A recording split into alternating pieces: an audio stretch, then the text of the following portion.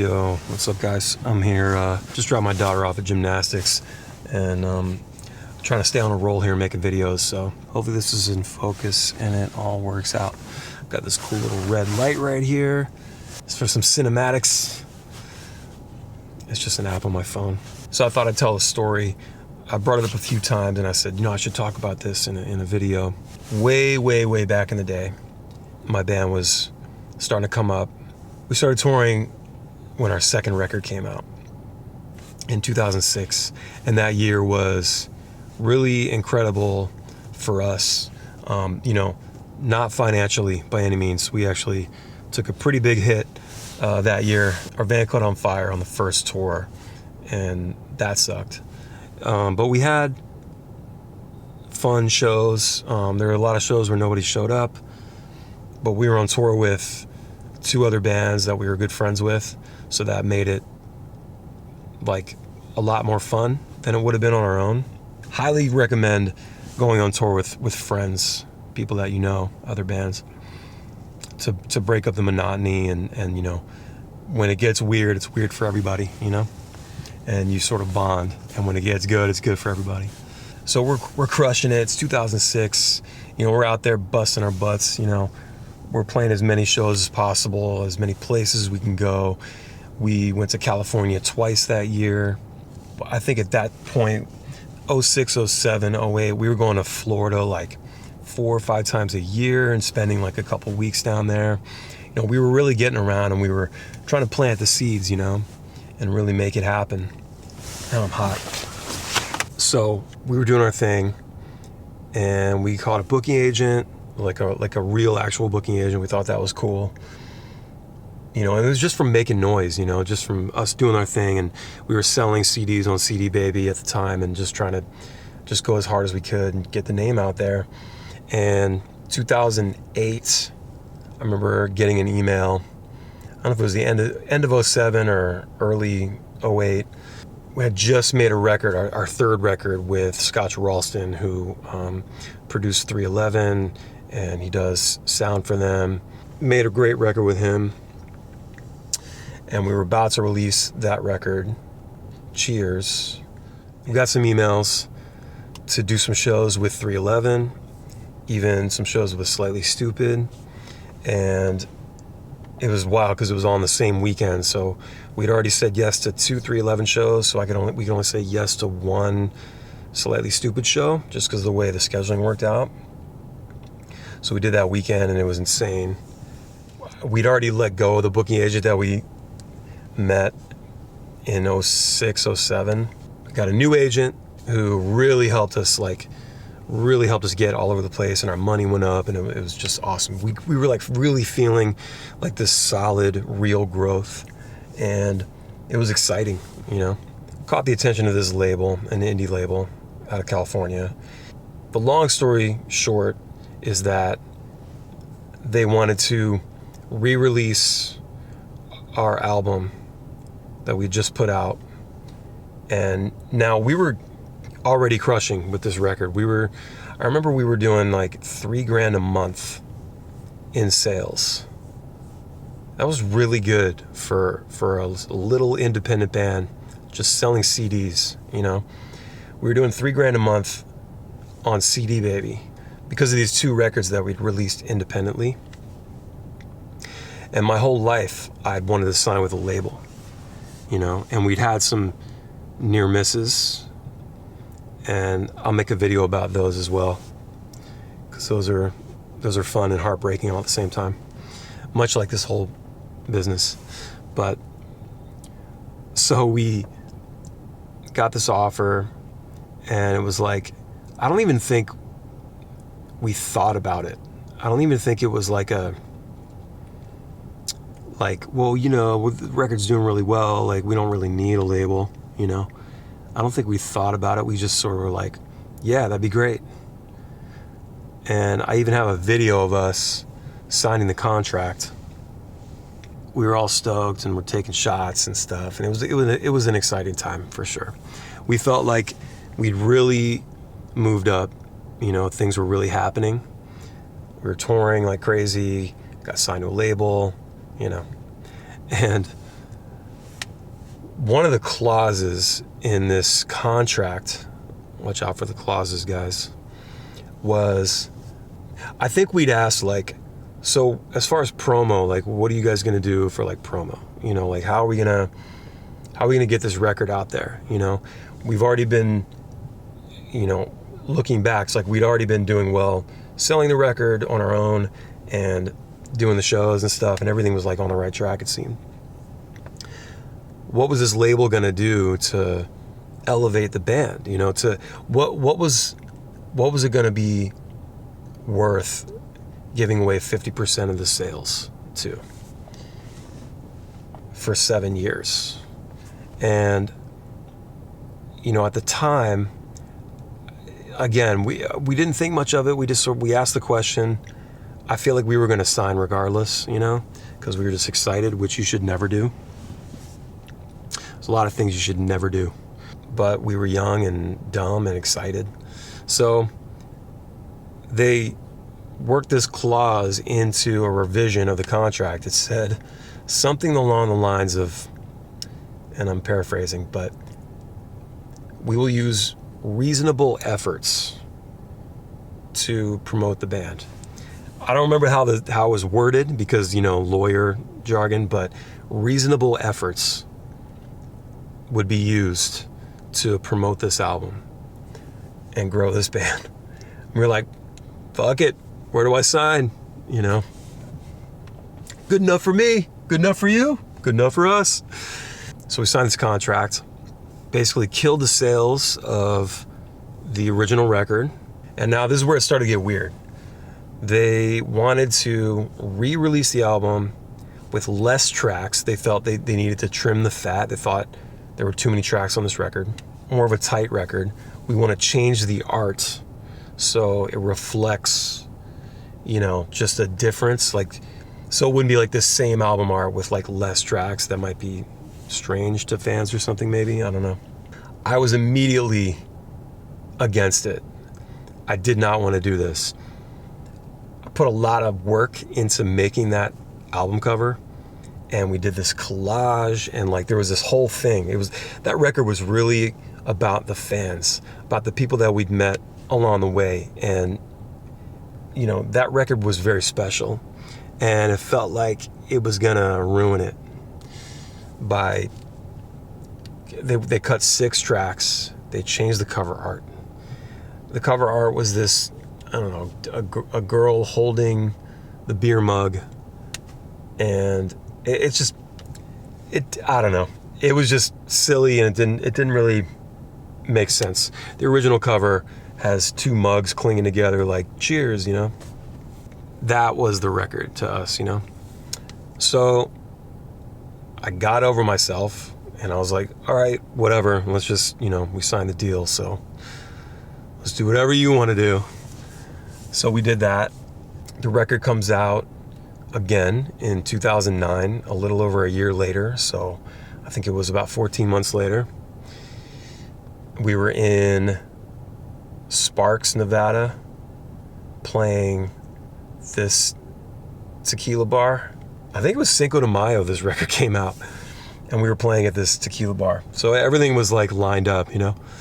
I remember playing this show with our friend's band. I don't remember how well we played. We were probably shit-faced. I remember, in fact, I know we were shit-faced because I threw up on the side of the stage. Like, I took a shot of tequila and just threw up everywhere on the side of the stage. And so we started this process of re-releasing this record and doing the thing, getting behind it, supporting it, touring like we'd always done.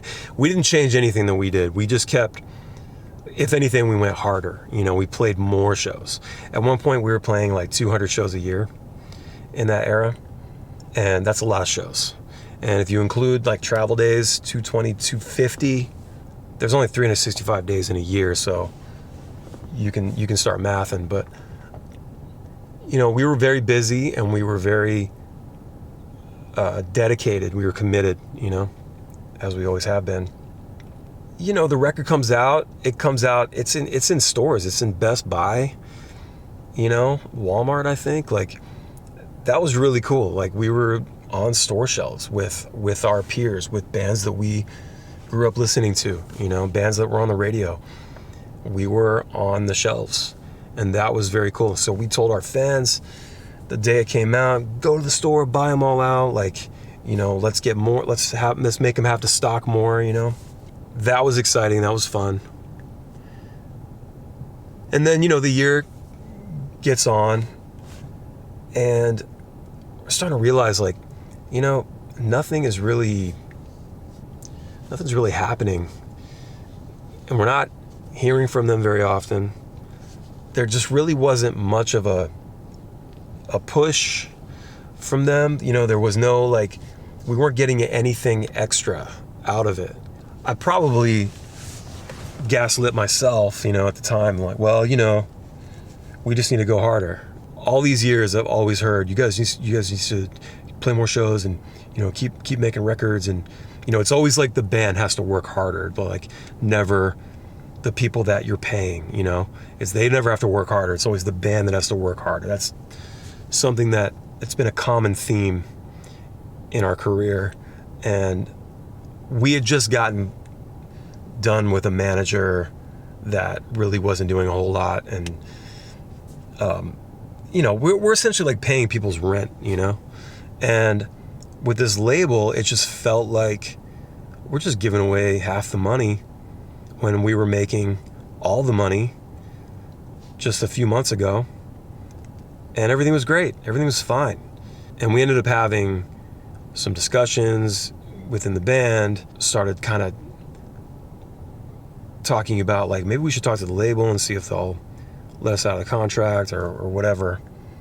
And it was more of a, I don't know if you call it a licensing deal, because they changed stuff about it. It wasn't like they just took the record as it was and like just put it out with their imprint on it. They actually changed the track list and the cover and stuff. So anyway, we were like, maybe we can get out of this deal.